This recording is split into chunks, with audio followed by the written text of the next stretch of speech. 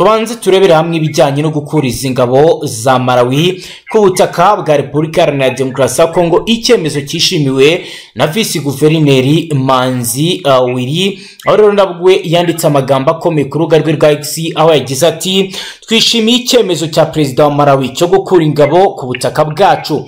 Turi Abanyafurika kandi tuzahoraho. Iki ni ikibazo cy'imbere dufite kandi kizakemurwa n'ameza yacu ya kivandimwe, ntabwo ari ingufu z'amahanga. Dukomeje rero n'aya makuru n'ubundi ibivugwa bijyanye n'ibikomeje kugenda biravugwa ko ari ibyafatiwe ahitwa Lilongwe muri Malawi ku munsi w'ejo hari ku itariki ya 5 Gashyantare 2025, aho Perezida wa Malawi Dr. Lazarus Chakwera yatangaje icyemezo gikomeye cyo gutegura gukura ingabo za Malawi izizwi nka MDF cyangwa se Malawi Defense Force mu burasirazuba bwa Repubulika Iharanira Demokarasi ya Kongo. Iki ni icyemezo cyaje nyuma y'iri tangazo ryo guhagarika imirwano ryatanzwe n'impande zihanganye muri aka karere, aho rero ibi bikomeje kugenda biba bibi cyane. Harimo rero ingabo za Sadeke. Mu itangazo ryashyizwe ahagaragara na Perezidansi ya Malawi, Perezida Chakwera yasabye umugaba mukuru w'ingabo za MDF gutangira imyiteguro kuvana izo ngabo muri Repubulika ya Demokarasi ya Kongo kugira ngo yubahirize amasezerano y'ihagarikwa ry'intambara. Ibi rero akaba ari icyemezo gishingiye ku ntego y'ibiganiro benshi bifuza muri aka karere, aho rero ibiganiro bigamije gusha intambara imaze imyaka myinshi ihitana ubuzima bw'abaturage ndetse n'abasirikare mu burasirazuba bw'iki gihugu, aho imitwe y'inyeshyamba ndetse n'ingabo za leta bamaze gutakaza byinshi ndetse bamaze gutakaza n'umubare munini w'abarwanyi. Ingabo za Malawi ziri muri Repubulika ya Demokarasi ya Kongo nk'igice cy'ingabo z'umuryango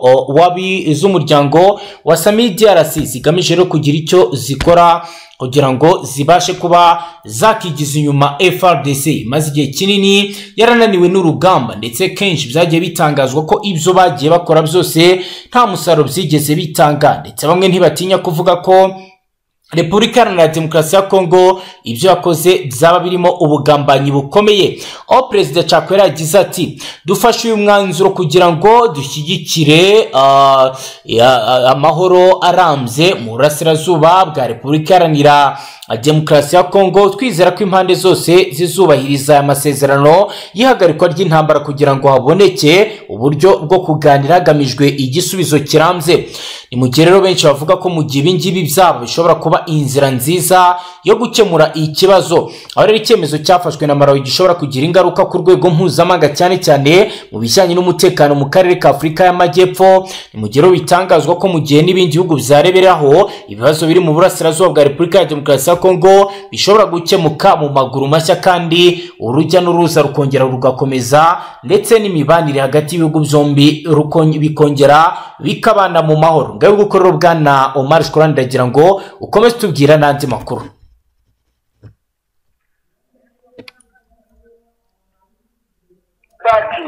Yego nuko ingabo za MONUSCO zishobora kuba zigiye kuva hano ku butaka bwa Repubulika Iharanira Demokarasi ya Kongo, ariko by'umwihariko hano mu mujyi wa Goma. Yego zikaba zigomba ngo kujya muri Beni. Yego bwana rero amakuru turi kugenda twakira nuko ngo aba basirikare bazagenda ndetse bamwe ngo bakaba banatangiye kuva aho ariho baciye n'ubundi ngo ku butaka bw'u Rwanda. Yego gusa bakaba bari kugenda ari mu buryo bwa gisivile. Ku munsi w'ejo hari bamwe rwose twarangije kumenya amakuru ko bagiye ngo bari kugenda bambaye impuzankano za gisivile. Yego tukaba twamenye yuko ngo biteganyijwe ko izi ngabo zizagenda zikazahagurukira mu gihugu cya Uganda, ariho bafatira indege zibazana muri Beni. Yego ubwo rero abaturage batangiye kwibaza ikirimo gishobora kuba kigiye gukurikiraho. Yego mu gihe izi ngabo zaba zigiye nyamara rero bagira abagutsa bagafatanya wenda n'intare zasaranwe mu koroganiza ibintu bamwe ndetse bakaba banatangiye kugira ubwoba bavuga bati aho ni abari ibiri gutegurwa wenda muri uyu mujyi wa Goma byo kugaba ibitero n'ibice byose cyane cyane ko abantu benshi bafite ubwoba bitewe n'uko babona ko guverinoma ya Repubulika Iharanira Demokarasi ya Kongo itari yava ku izima na rimwe ishaka n'ubundi kugaba ibitero mu buryo bugaragara. Yego nibyo rero bwana Marshall ndagira ngo dukomeze page y'amakuru yacu turebe n'ubundi bindi biri gutangazwa aho kugeza ubu amakuru akomeye akomeje kugenda avugwa niko guverinoma ya Repubulika Iharanira Demokarasi ya Kongo yahagaritse imbuga nkoranyambaga zirimo X, TikTok ndetse na program ya Google Play Store kimwe mu ntwaro zo guhangana n'amakuru avugwa ku ntambara yo mu burasirazuba bw'iki gihugu. Imbuga nkoranyambaga zakuweho ku murongo zikaba zikuwe nyuma y'uko umutwe w'amaguru yacu wigarura umujyi wa Goma. Umuyobozi mukuru ushinzwe ubushakashatsi muri sosiyete y'Abongereza NetBlocks ISK Mata yabwiye Jeune Afrique ko imbuga nkoranyambaga zafunzwe. Ati twahamya ko TikTok, X yahoze yitwa Twitter, Google Play Store zifunzwe zose muri Repubulika Iharanira Demokarasi ya Kongo. Aho yagize ati confirmed metrics show the Google Play Store is now restricted in DRC Congo in a parallel bill to stop user downloading VPN apps to bypass restriction targeting X and TikTok. The incident comes amid unrest, the banning of embassies and the rebel occupation in the eastern DRC. Aho rero yashyizeho urutonde rwuko ibintu bimeze agaragaza ko ibintu byahise bihagarara. NetBlocks ku itariki ya 3 Gashyantare 2025 yanditse kuri X ko kubuza abaturage gukoresha Google Play Store bishobora kuba bigamije gutambamira abashaka gushyira VPN cyangwa se Virtual Private Network mu bikoresho byabo by'ikoranabuhanga. Abaharanira uburenganzira bwa muntu batangazwe iki cyemezo kibangamira uburenganzira bwo gutanga ibitekerezo no kubona amakuru biteganywa n'ingingo ya 23 z'itegeko nshinga. Jeune Afrique yagerageje kuvugisha Minisitiri w'itangazamakuru kaba n'umuvugizi wa guverinoma bwana Patrick Muyaya kaba n'umuyobozi w'inama nkuru ishinzwe ibitangazamakuru by'amajwi ndetse n'amashusho n'itumanaho. Umugerero uwitwa Christian Basobe uyu nawe atigeze asubiza. Minisitiri w'umutekano w'igihugu Jackman Shabani ubwo yarari mu kiganiro n'abanyamakuru ku itariki ya 3 Gashyantare 2025 yavuze ko izi mbuga zavuyeho kubera ikibazo cya tekiniki. Yagize ati ndabizeza ko ibi biba byakemutse vuba na bwangu. Hari ibibazo bya tekinike byari byabayeho ariko turi kubikemura. Gufunga imbuga nkoranyambaga bikozwe mu gihe abaturage batangiye kutizera by'inzego za leta zitangaza by'umwihariko biherereye ku byavuzwe mbere gato nyuma y'ifatwa ry'umujyi wa Goma. Ku itariki ya 19 Mutarama 2025 Christian Bosombe yanditse kuri X ari gukurikirana akantu ku kandi ku byifungwa rya TikTok muri Amerika kugira ngo babyigireho. Ati mbabajwe nuko TikTok iri guhindura intwaro y'icengeza amatwara ripfuye mu gihugu cyacu. Uyu mugabo niwe ushinzwe gukurikirana ibivugwa n'ibitangazamakuru bitandukanye ndetse kuva M23 yakaza umurego igafata ibice byinshi yashyize igitutu n'iterabwoba ku binyamakuru ndetse no ku banyamakuru bakorera muri iki gihugu. Aho rero batagomba kwandika ku ntsinzi yari yo yose y'intare za Sarambwe kugira ngo bitazana umwuka mubi mu gihugu. Hirya no hino hirya y'ibyo ariko ku mbuga nkoranyambaga niho hakomeje kugenda hagaragara amakuru atandukanye y'ibivugwa ndetse na propaganda zikomeje kugenda zicengezwa n'abayobozi ba Repubulika ya Demokarasi ya Kongo. Umuyobozi wa Internet Sans Frontières Julien Ono yatangajwe icyemezo cyo gufunga imbuga nkoranyambaga witwaje ko ziri gukwirakwiza ibiwa kandi utabasha kuzigenzura ari icy'abayobozi b'abanyantege nke bashaka kuniga ubwisanzure bwo gutanga ibitekerezo. Ati ni impamvu y'abayobozi bashishikajwe no kuniga uburenganzira bwo gutanga ibitekerezo binyuze ku mbuga nkoranyambaga. Yego haba hari amakuru y'ibihuha ariko siyo mpamvu yo gukumira ibitekerezo bivuye kuri X na TikTok. Abanyekongo basaba ko imbuga nkoranyambaga zifungurwa bagakomeza kubona amakuru. Abasesenguzi basanga ibyiza ari gukorera mu mucyo kuruta ko wafungira abantu gukorera ibingibi mwibanga.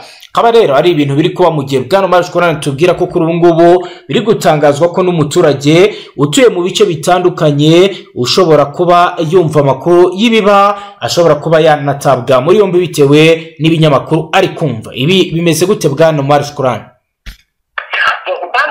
ibingibi bimusaba cyane cyane rwose nko mu bice bikiri mu gisirikare cya leta Congo FARDC by'umwihariko nk'ibi bice byo muri Sud Kivu bwana ryo ibintu aho bimeze nabi aho intare za faranga ziri gusatira.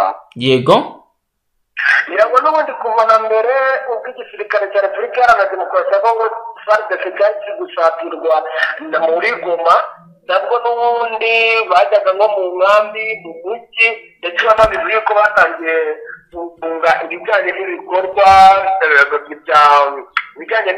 by'amaradiyo n'ibindi bitangazamakuru bitandukanye bakagenda babifunga bwana riyo. Yego ubu rero na Kivu y'Amajyepfo ni uko urumva akaradiyo kavuga ibijyanye na Kivu y'Amajyaruguru ugahita umererwa nabi yewe bamwe barimo baratabwa muri yombi. Yego abantu bari za Rumumbashi ubwo bategereje kumva uko ibintu bimeze nabo ni uko abantu bari za hirya za Pinga nabo ni uko kandi mu by'ukuri bagomba no kubimenya kuko usanga insana bashobora kuba hafata Mimerere cyangwa se igisirikare cya leta n'ubundi cyakomeza kuhakorera ikintu cyitwa imyitozo. Yego ubwo niko abantu b'Ubutembo babayeho urabizi uko byasa kose Butembo yasaga naho yasatiriwe bagomba kumenya uko ibintu bimeze muri Kivu y'Amajyaruguru ubwo ni muri Kivu yo hasi uko navuga kuko buriya hagira agrano iyo hejuru ariko ahangaha nyine ahita Kivu yo hasi byanga bikunda bagomba kugira amatsiko y'ibirimo birabera inaha. Yego rero abo bose bamerewe nabi ku rwego rwo hejuru ku kigero cy'uko ubona yuko bamwe batangiye ahubwo no kujya kureba uburyo ki bahisha ayo matelefone yabo ibyo biti byabo kugira ngo badakomeza guhohoterwa bya hato na hato.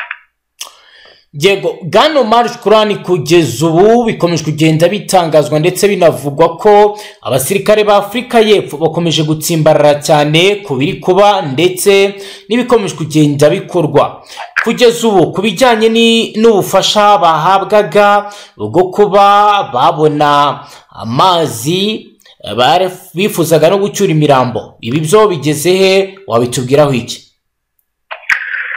uravuga kuri izo ngabo za Afurika y'Epfo bwana riyo? Yego bwana Mashya ni ukuvuga ngo ikiriho cyo byari bigikomeje uburyo bugaragara rwose byari bigikomeje kugira ngo uranabizi ko turupe imwe iri hano muri Goma abandi bakaba bari hariya hejuru nyine muri teritwari ya Masisi mu Bambiro. Yego aba bose bakaba bacungira umutekano n'intare asarambwe bwana riyo. Yego rero ndakubwira yuko ubu tuvugana rwose ibintu biracyameze uko byari bimeze barahabwa uburenganzira bwo kujya gushaka ibyo biribwa mu mujyi wa Goma cyane cyane. Yego bagahabwa iby'imiriro y'amashanyarazi barabibonye dore ko byari ibibazo bikomeye cyane kuko byavuga ko imirambo yabo irimo iragenda inangirika imirambo y'abasirikare babo. Yego ubwo rero ibishoboka bari kubibona mu makuru dufite ibishoboka bari kubibona dore ko ikigo cyabo hano mu Bambiro gituranye neza n'ikigo cy'intare zasarambwe rero bumva nta cyatuma badahabwa ibyo bakeneye byose mu gihe biboneka. Yego bwana Mashya nyakubahwa perezida wa Repubulika y'u Rwanda Paul Kagame yatangaje amagambo akomeye mu kiganiro yagiranye na perezida w'akanama k'ubumwe bw'ibihugu by'i Burayi Antonio Costa aho yagaragaje ku byo baganiriyeho ndetse n'ikigiye gukorwa. Ndagira ngo unyemerere turebe ibyatangajwe kuri iyi ngingo. Perezida wa Repubulika rero yanditse amagambo akomeye aho yagize ati I had a fruitful conversation with President of AU Council Antonio Costa where we discussed the situation in DRC and agreed on the need of effective de-escalation and resolution to the conflict that polarized political dialogue and ensured lasting peace. We stressed the need for all parties associated with finding a solution to responsible and level ahead, even with a complexity of problem. We also exchange on the going strong cooperation between the European Union and Rwanda across the key sectors. Mu Kinyarwanda yagize ati twagiranye ikiganiro cyiza na Perezida w'akanama k'ubumwe bw'ibihugu by'Uburayi Antonio Costa, aho twaganiriye ku kibazo cya Repubulika ya Demokarasi ya Kongo, maze twemeranya ko hagomba gukurwaho ingamba zikomeye no gukemura amakimbirane dushyira imbere ibiganiro bya politike kandi biharanira amahoro arambye. Twashimangiye ko hakenewe impande zose zijyanye no gushaka igisubizo, inshingano kandi ziyobowe n'uru rwego, ndetse n'ikibazo gikomeye. Twaganiriye kandi ku bufatanye bukomeye buri hagati y'ubumwe bw'ibihugu by'Uburayi n'u Rwanda mu nzego z'ingenzi. Akaba rero ari byo yaganiriye n'uyu muyobozi. Twaza kwitega iki bwana Marshall nyuma y'ibi ngibi? Yego, ikiriho cyo ikigaragara hari kugenda hashaka umuti mu buryo butandukanye. Yego, n'ibibazo, ariko nyine ikibazo ni uko guverinoma ya Repubulika Iharanira Demokarasi ya Kongo nta kintu bavuga. Ntabwo nkumva neza bwana Marshall. Bwana Marshall ntabwo nkumva. Nanjye ndi kukumva nabi, sinzi uko bimeze. Wakomeza ubundi kukumva? Ndimo mvuga ni ikigaragara ibibazo birimo biragenda bishakirwa umuti hirya hino. Abayobozi cyane cyane mpuzamahanga ubona yuko bakubita hirya hino kugira ngo iki gihugu cyongere kigire umutekano. Yego, ukabona yuko imiryango mpuzamahanga ikivuga mu buryo butandukanye, ariko nanone Repubulika Iharanira Demokarasi ya Kongo ikibazo bwana dufite ni uko ubona yuko ibiba byose nta kintu namba birimo biragenda biyibwira. Kugeza ubu kuba ntacyo biri kuyibwira bwana Marshall, abaturage bo babogamiye he, by'umwihariko abo mu bindi bice bitandukanye? Mu makuru mwakira, benshi bashyigikiye ko intambara ikobeza, benshi bashyigikiye ko ibiganiro biba. Niki watubwira kuri ingingo irebana n'abaturage? Bwana rero ugereranyije abaturage ibyo bashaka, wenda nk'hano mu mujyi wa Goma urebye imirambo y'abasirikare, imirambo y'abazalendo yakomeje kugenda igaragara ahangaha. Nta muntu ushobora kwifuza intambara. N'abari mu bindi bice bitandukanye ntekereza yuko nibyo bitekerezo bafite by'uko nta ntambara bashaka, ahubwo wenda nyine bitewe n'aho umuntu ari, ntabwo umuntu aba ashobora kuvuga buri gitekerezo icyo ari cyo cyose, kubera yuko ushobora kuvuga isaha n'isaha ugasanga ahubwo bikugizeho ingaruka ku rwego rwo hejuru. Rero urumva bwana riyo haracyarimo ibibazo byinshi, ariko abaturage benshi barifuza kubaho mu mahoro apana kubaho mu ntambara bwana riyo. Yego, mu yandi makuru bwana Marshall, mbere ko tuza gusubira i Goma, inama y'abepiskopi gatolika muri Kongo yihanganishije abaturage ba Goma. Akaba ari abaturage navuga ko bahuye n'ibyago bikomeye, nkuko rero bikomeje kugenda bitangazwa. Ni mwibaruwa yanditswe ku itariki ya 4 Gashyantare 2025, aho abepiskopi muri Kongo bagaragaje ko imirwano ikomeye hagati ya FARDC ndetse na M23 yasize uyu mutwe ufasha umujyi wa Goma, ihitanye ubuzima bw'inzirakarengane ndetse inangiza imitungo myinshi y'abaturage, isiga bamwe batageraho bikinga. Abepiskopi bagaragaza ko ibibazo byabaye byiyongereye ko byari bisanzwe, birimo no kuba benshi batakiri mu byabo kubera iyi ntambara imaze imyaka isaga 30 muri aka gace k'uburasirazuba bwa Kongo. Abepiskopi babonereyeho kwihanganisha bagenzi babo barimo Musenyeri Wiringumbi arikepiskopi wa diocese ya Goma na Musenyeri François Xavier Mayor arikepiskopi wa diocese ya Bukavu, hamwe n'abakristo bose babarizwa muri izo diocese zigize intara Kivu y'Amajyaruguru ndetse n'intara Kivu y'Amajyepfo. Muri ubutumwa kandi abepiskopi bibukije ubutumwa Papa Francis yatanze ku itariki ya 29 Mutarama 2025 asaba impande zicyamiranye guhagarika imirwano n'inzego zose gukora ibishoboka byose ngo muri aka karere hagaruke amahoro arambye. Inama y'Episkopi muri Kongo ivuga ko yifatanyije mu kababaro n'abaturage bo mu burasirazuba bwa Kongo, igasaba Kristo bose gukomeza gusenga kugira ngo amahoro agaruke mu burasirazuba bwa Kongo. Bwana Mashya, turi kugenda tugana ku musozo, ariko mbere ko dusoza aya makuru ndagira ngo duhe update kubirebana n'impunzi. Intare za Sarambwe zasabye abaturage guhunguka, ndetse ku munsi w'ejo tuvugana tubwiraga ko inkambi ya Kanyarucinya yo yamaze gufungwa. Ahandi ho bizifashe gute Bwana Mashya?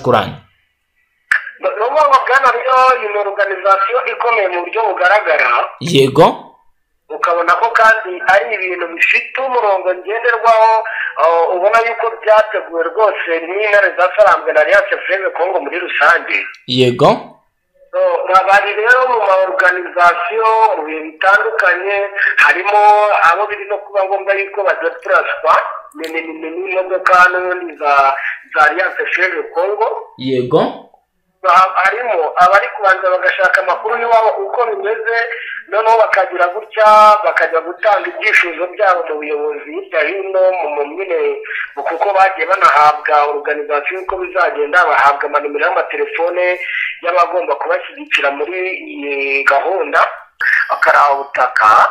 Yego, mu masaha y'ejo ku mugoroba wa joro igisirikare cya leta Kongo FARDC cyumvikanye n'ubundi kirimo kirarasa hafi hirya cyangwa se wavuga hino, wenda ku baturutse hano Goma, hino y'ikibuga cy'indege cya Kabomo, bavugaga yuko ngo intare za Sarambwe bashaka kuzirukanka kugira ngo bazikure mu micuruzire strategique iri hariya, ishobora kuzatuma igihe cyose baba bahagurukije indege ishobora kuba yaraswaho. Yego, ni imirwano mu by'ukuri bari kugenda bazana mu rwego rwo gushakisha amayira yo kurira n'ubundi bagana Kivu y'Amajyaruguru, dore ko bamwe mu bazalendo batangiye no guca ruhinga nyuma.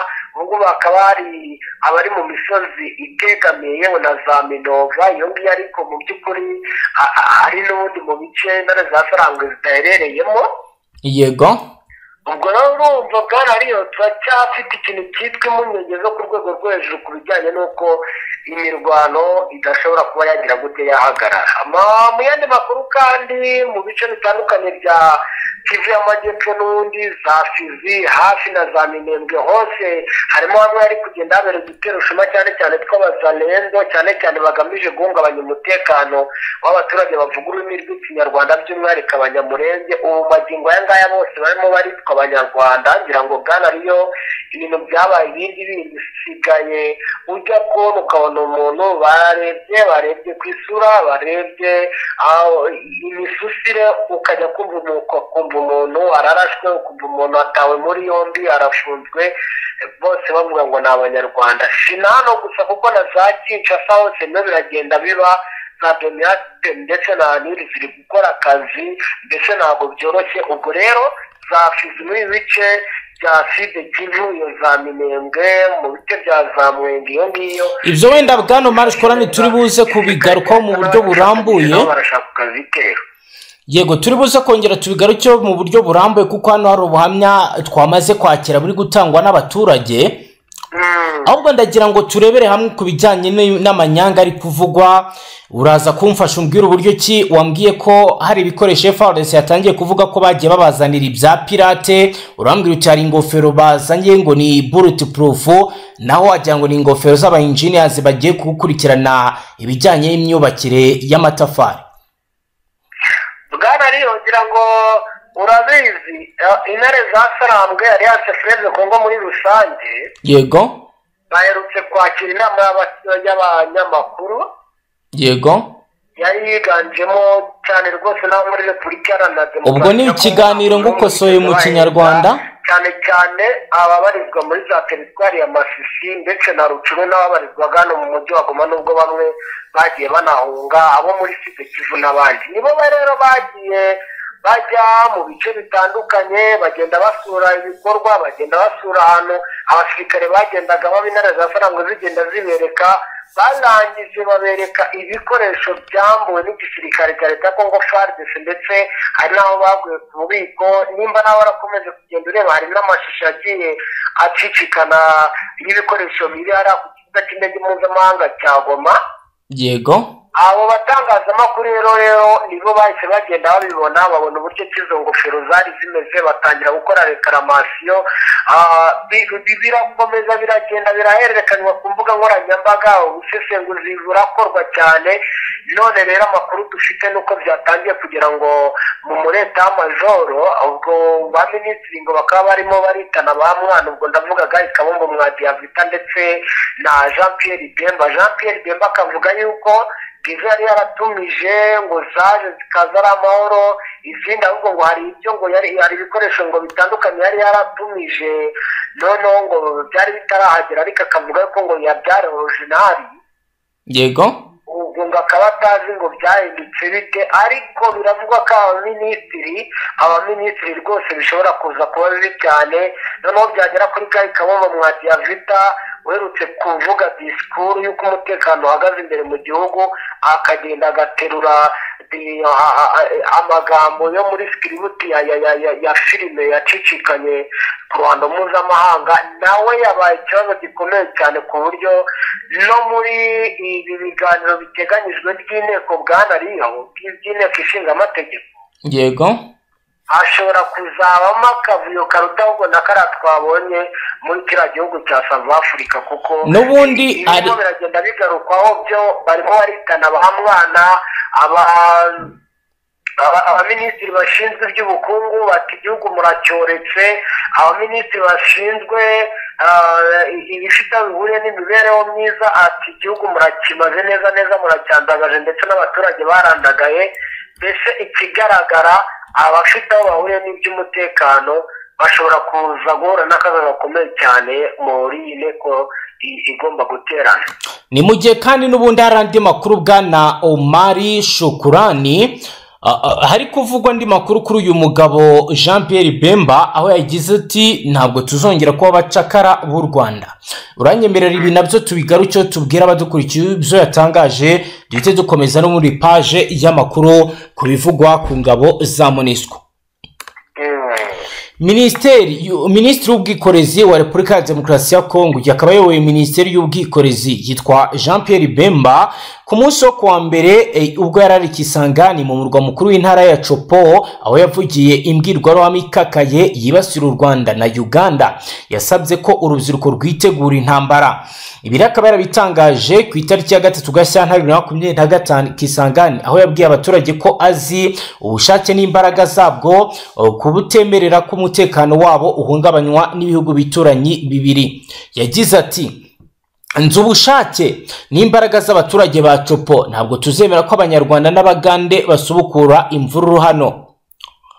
Yakomeje ashumuriza abaturage u Rwanda nkuko bisa n'ibyabaye akamenyero mu mvugo z'abanyapolitike ba Repubulika ya Demokarasi ya Kongo aho bageze hose, asa nk'ukangurira ko bagomba kwitegura kurwana n'u Rwanda. Ati ntabwo tuzongera kuba abacakara b'u Rwanda, urubyiruko kuva mu myaka 18 mwitegure, muzatozwa ijoro n'amanywa, nyuma ya perezida azategeka ko babaha intwaro. Ibi kabije nyuma y'umunsi umwe guverinoma y'u Rwanda itangaje ko hari ibimenyetso biherutse kugaragara igoma by'umugambi wari warapanzwe n'ihuriro rifasha ubutegetsi bwa Kinshasa, harimo n'abacanshuro bari biteguye kuba baza kurwana bagatangiza intambara mu Rwanda. Ibiro kandi biri gutangazwa mu gihe Repubulika ya Demokarasi ya Kongo yagiye igaragaza byinshi ko bikomeje kugenda bigaragara bishobora guhungabanya umutekano. Ni mu gihe kandi akomeje kugenda hagaragara amakuru agaragaza uburyo ki Repubulika ya Demokarasi ya Kongo iri mu manyanga ndetse ikomeje kugenda ikora n'ibinyuranyije n'amategeko.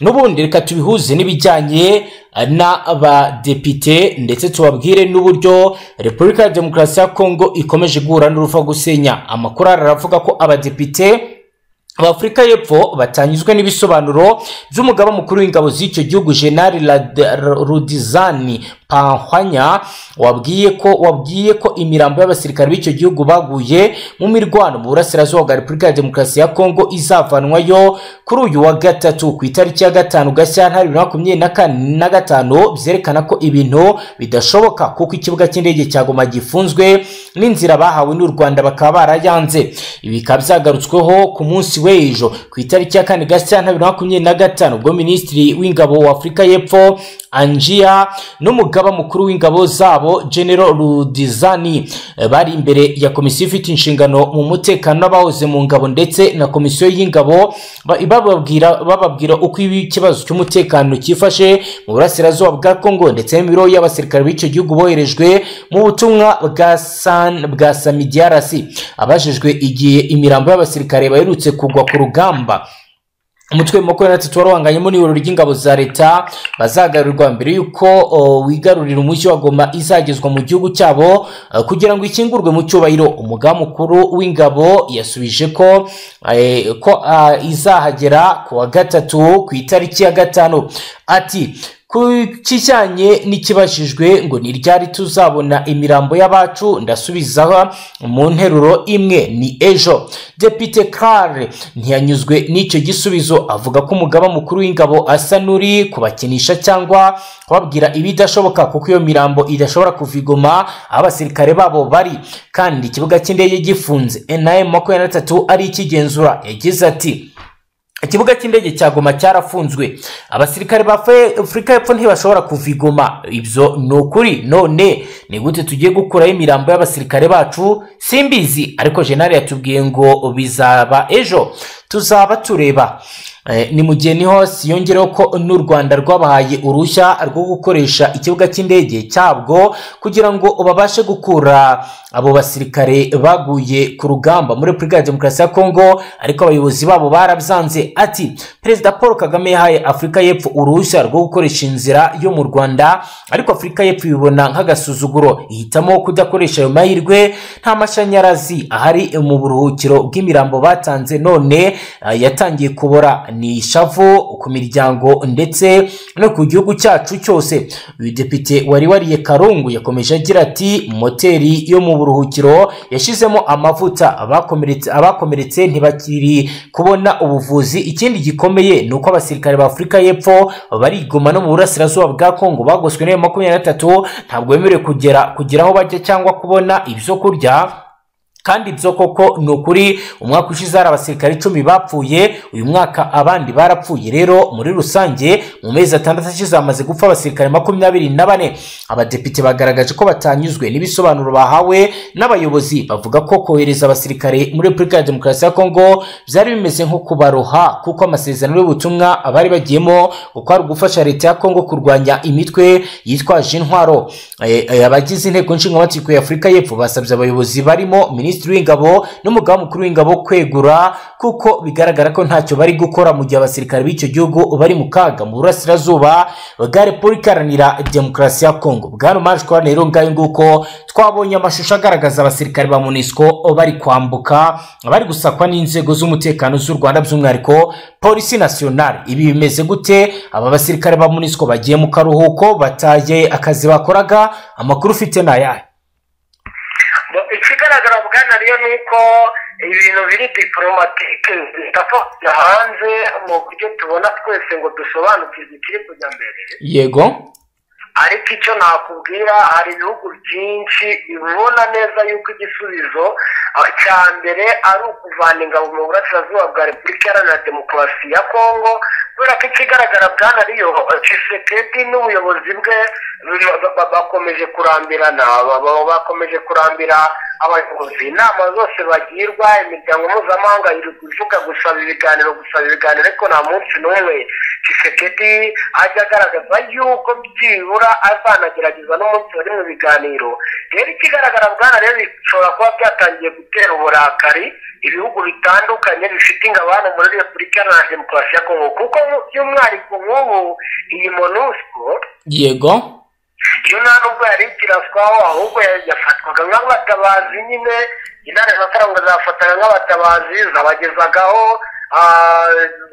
abasirikare bashatse kumanika amaboko badashaka kujya mu ntare za Sarambwe gutyo bafashaga nibo bafashaga izi ngabo za SADC ariko hari bamwe batangiye gutaha bigaragare rero ko ntabwo ari ukujya gufata akaruhuko bwanariye ahubwo ikigaragara hari ibihugu bimwe na bimwe byatangiye gufata umurongo wo gucyura ingabo zabo kuko izi ngabo zabo mu magingo aya ngaya yego usibye no kuba zivugana n'amatelefone bakavugana n'abayobozi babo bakavugana na Kinshasa wenda mo gake ariko ubundi bari hano ku butaka bwa Repubulika Iharanira Demokarasi ya Kongo iby'ibanze badashobora kubibona muri Goma niho ndi kuvuga badashobora kubona kominikasiyo ya kiyobozi nyine bigaragara ko ari abasirikare baba bari mu gihugu mu buryo bwemewe ishwi data bahari mu buryo bwo kwiyeranja intare za Sarambwe ntabwo zibitayeho zihangayikishijwe n'abaturage zihangayikishijwe n'abasirikare babo ngira ngo nimba barabibonye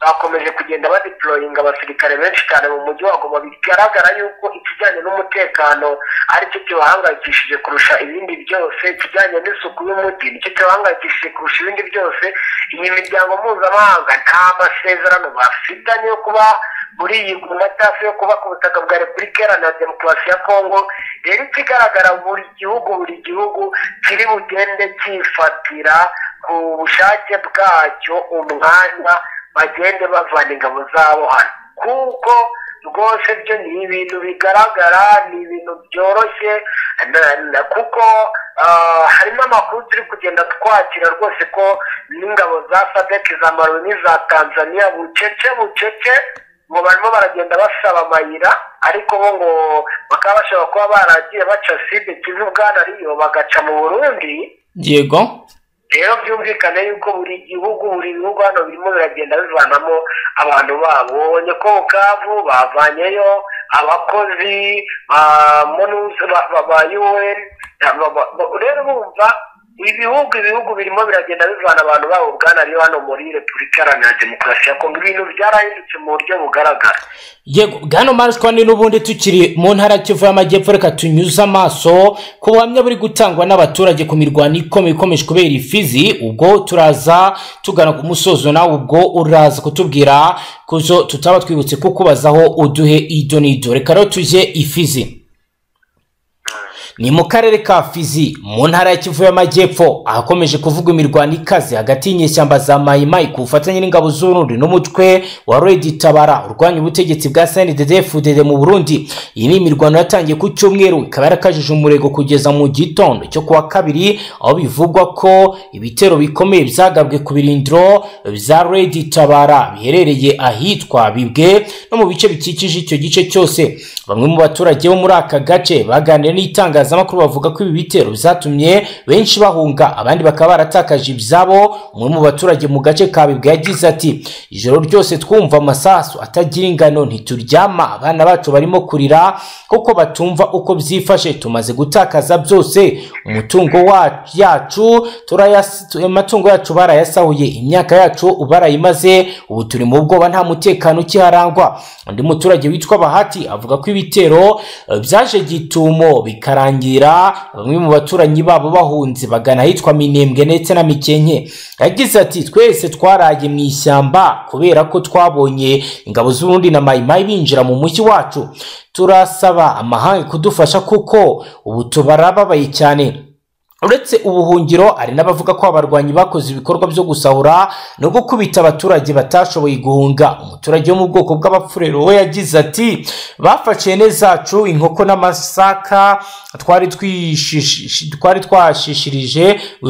twahinze barayatwaye ubu rero turi mu nzara ikomeye ni mugero amakuru avuga ko ibi bitero byateguwe n'ingabo z'Urundi ku bufatanye na CNPCS cyangwa se umutwe wa kwa General Hamuri ya Kutumba bagamije gucyura impunzi z'abarundi bahungiye muri Kongo no gutsinsura umutwe wa Red Tabara urwanya ubutegetsi bwa Bujumbura umutwe wa Red Tabara umaze igihe kinini ufite ibirindiro muri Kivu y'Amajyepfo uvugwa ko uwimukiye ahitwa Irurenge nyuma y'ibitero bikomeye ingabo z'Urundi mu mwaka ushize bagabye ahita Ntobwe muri territoire ya Mwenga mu gihe rero bamwe mu bahunze imirwano hari abandi basanzwe ari impunzi z'abarundi bavuga ko bumva bahangayikishijwe n'ibitero ihora muri utu duce. Umugore witwa Mama Jeanne waturutse mu Burundi mu mwaka wa 2015 yagize ati nataye umugabo wanjye ubwo twahungaga imirwano, sinzi aho ari ubu, nari natangiye kubona amahoro hano, ariko none nasanze ntaho twakwihisha,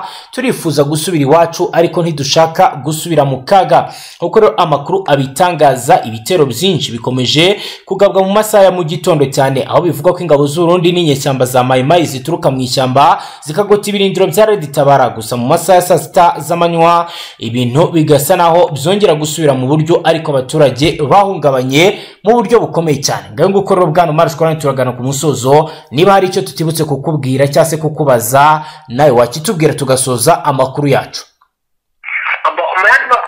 Iyo turakomeza kugenda tubikusanya wenda mu masaha ari imbere turasubira, ariko ndakubwira ko igisirikare cya leta gikomeje kwikusanya mu buryo butandukanye, cyane cyane mu bice bya Beni, mu bice bya Ituri, mu ntara mbese zikikije ibi bice byagiye bifatwa, uturere dukikije aha ngaha bagiye bafite.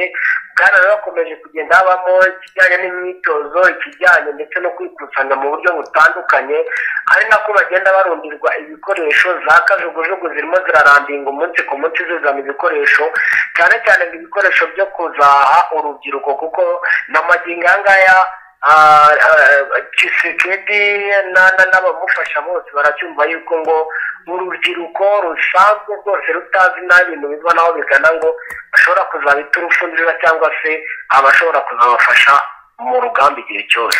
Yego bwana Mari Shkorani, reka dusore zanga tugushimire cyane.